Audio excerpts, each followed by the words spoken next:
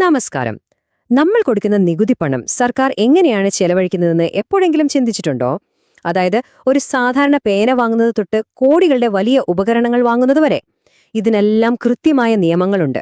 അപ്പോൾ ഇന്ന് നമ്മൾ വിശദമായിട്ട് നോക്കാൻ പോകുന്നത് കേരള ഫിനാൻഷ്യൽ കോഡിലെ സർക്കാർ പർച്ചേസിംഗിനെ കുറിച്ചുള്ള ആ നിയമങ്ങളെക്കുറിച്ചാണ്.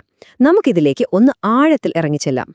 നോക്കൂ, നമ്മുടെയെല്ലാം പണം വിവേകത്തോടെയും ഏറ്റവും പ്രധാനമായി സുതാര്യമായും ചെലവഴിക്കണം എന്നുള്ളതൊരു ബേസിക് പ്രിൻസിപ്പിളാണല്ലോ. കേരള ഫിനാൻഷ്യൽ കോഡിന്റെ 6-ാം അധ്യായത്തിൽ ആർട്ടിക്കിൾ 120 തൊട്ട് 130 വരെ സർക്കാർ ഡിപ്പാർട്ട്മെന്റുകൾ സാധനങ്ങളും സേവനങ്ങളും വാങ്ങുമ്പോൾ എന്തൊക്കെ ചെയ്യണം, എന്തൊക്കെ ചെയ്യരുത് എന്നതിന്റെ ഒരു കൃത്യമായ രൂപരേഖ, ശരിക്കും പറഞ്ഞ ഒരു പ്ലേ ബുക്ക് തന്നെ കൊടുത്തിട്ടുണ്ട്. ഈ നിയമങ്ങളാണ് നമ്മളിന്ന് പരിശോധിക്കുന്നത്.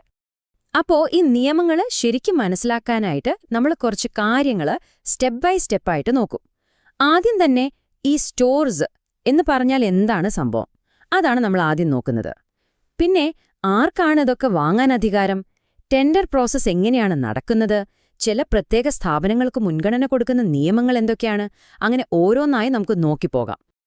ഓക്കെ, അപ്പം നമുക്ക് തുടങ്ങാം അല്ലേ? നമ്മുടെ ആദ്യത്തെ സെക്ഷനിലേക്ക് കടക്കാം. ഏറ്റവും ബേസിക് ആയിട്ടുള്ളൊരു ചോദ്യത്തിൽ നിന്ന് തന്നെ തുടങ്ങാം. ഈ സർക്കാർ പർച്ചേസിംഗിന്റെ കാര്യത്തിൽ എന്താണ് ഈ സ്റ്റോർസ് എന്ന് പറഞ്ഞാൽ? ശരി, ആർട്ടിക്കിൾ 120 ഇതിനൊരു ക്ലിയർ ഡെഫിനിഷൻ തരുന്നുണ്ട്. അതായത് പണമോ അല്ലെങ്കിൽ പ്രധാനപ്പെട്ട രേഖകളോ അല്ലാത്ത പൊതുസേവനത്തിന് വേണ്ടി ഒരു സർക്കാർ ഉദ്യോഗസ്ഥന്റെ കയ്യിൽ വരുന്ന എന്ത് സാധനത്തെയും നമുക്ക് സ്റ്റോർസ് എന്ന് വിളിക്കാം. വളരെ സിമ്പിളായി പറഞ്ഞാൽ ഒരു ഓഫീസിലെ പേനയും പേപ്പറും മുതൽ ഒരു ഹോസ്പിറ്റലിലെ വലിയ മെഷീനുകൾ വരെ ഇതിന്റെ പരിധിയിൽ വരും.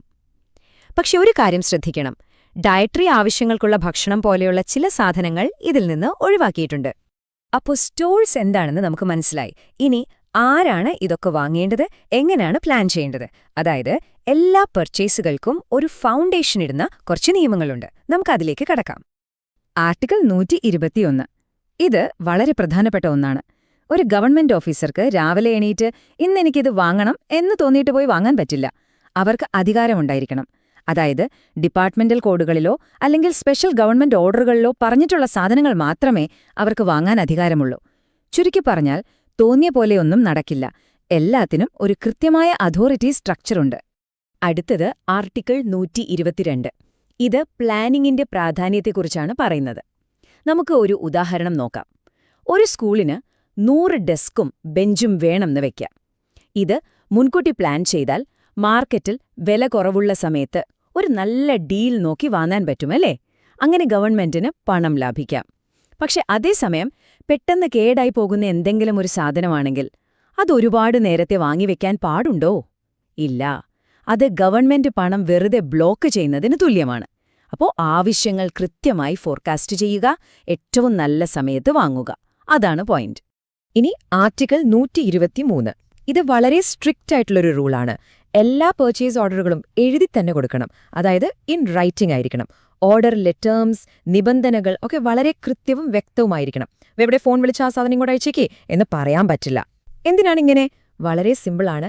നാളെ എന്തെങ്കിലും ഒരു തർക്കം വന്നാൽ കയ്യിലൊരു തെളിവ് വേണ്ടേ? അതിനാണ് ഈ നിയമം.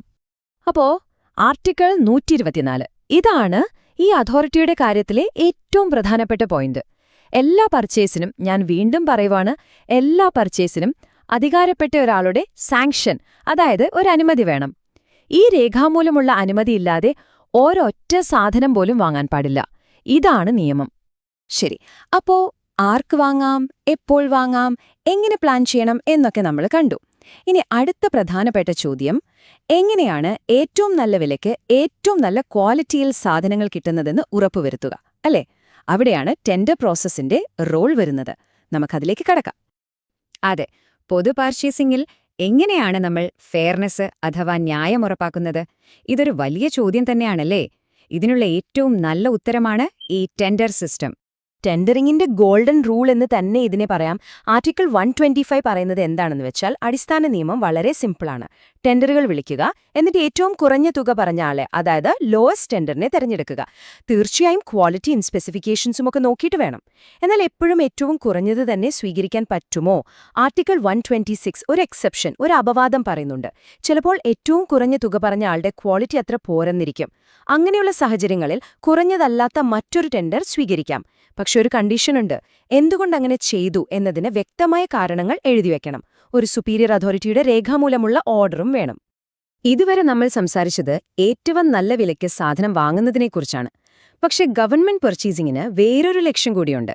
അതൊരു പോളിസി ടൂൾ കൂടിയാണ്.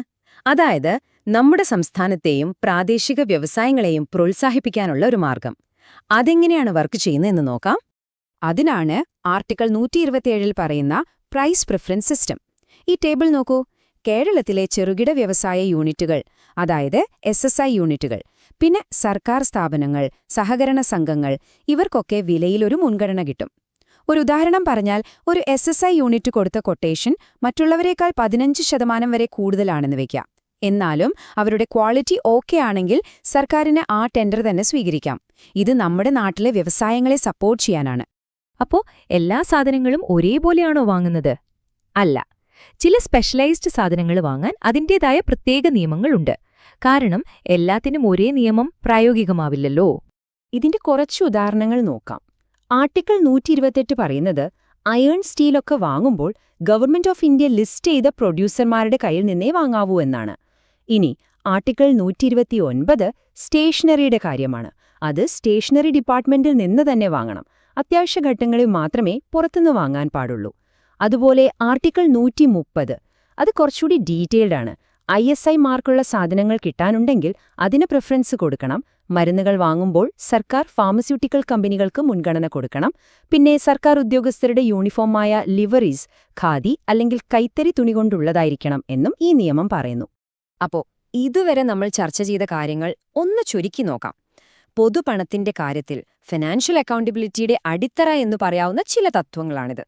എന്തൊക്കെയാണ് ആ പ്രധാന പോയിന്റുകൾ? നല്ലൊരു ഗവൺമെന്റ് പ്രൊക്യൂർമെന്റിന് 4 തൂണുകളുണ്ടെന്ന് നമുക്ക് പറയാം. ഒന്നാമത്തേത് അതോറിറ്റി, അതായത് അധികാരമുള്ളവർക്ക് കൃത്യമായ അനുമതിയോടെയേ വാങ്ങാൻ പറ്റൂ. രണ്ടാമത്തേത് പ്ലാനിംഗ്, പണം ലാഭിക്കാനും കാര്യക്ഷമത കൂട്ടാനും കൃത്യമായ ആസൂത്രണം വേണം. മൂന്നാമത്തേത് ഫെയർനെസ്, ടെൻഡർ നടപടികൾ എപ്പോഴും സുതാര്യമായിരിക്കണം. ഏറ്റവും കുറഞ്ഞ ടെൻഡറാണ് റൂൾ. നാലാമത്തേത് പ്രിഫറൻസ്, നമ്മുടെ സംസ്ഥാനത്തെ വ്യവസായങ്ങളെ സ്ട്രാറ്റജിക്കായി സപ്പോർട്ട് ചെയ്യുക. ഈ 4 തൂണുകളിലാണ് ശരിക്കും സർക്കാർ പർച്ചേസിംഗ് നിലനിൽക്കുന്നത്. അപ്പോൾ ഈ നിയമങ്ങളൊക്കെ നമ്മൾ കണ്ടു, എല്ലാം വളരെ ക്ലിയറാണ്. പക്ഷെ ഒരു ചോദ്യം ഇവിടെ ബാക്കിയുണ്ടല്ലേ? പതിറ്റാണ്ടുകൾക്ക് മുൻപെഴുതിയ ഈ നിയമങ്ങൾ ഇന്നത്തെ ഈ സങ്കീർണമായ ഡിജിറ്റൽ ലോകത്ത് 100% സുതാര്യത ഉറപ്പാക്കാൻ ശരിക്കും മതിയോ? ഇന്നത്തെ പുതിയ വെല്ലുവിളികളെ നേരിടാൻ ഈ ചട്ടക്കൂട് എത്രത്തോളം പര്യാപ്തമാണ്? ഇതൊരു ചിന്തിക്കേണ്ട വിഷയം തന്നെയാണ്.